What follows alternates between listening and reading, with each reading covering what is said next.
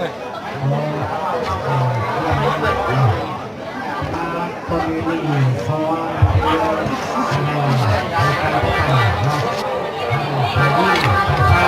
อ้ยน้อง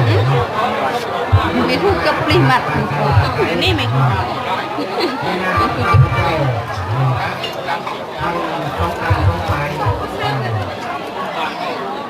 เบาๆเดินจะทำสิ่งกองกัน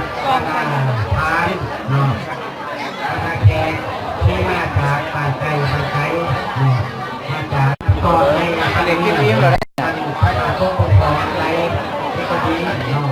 ท่านจำรับท่านกองทัพไก่ขอโทษขอให้ท่านมาเยี่ยมโอเคต่อผู้หาไปแล้วต่อขอมาให้ขอให้ขอยาแข็งขอยาแข็งไม่ใส่เบิร์ด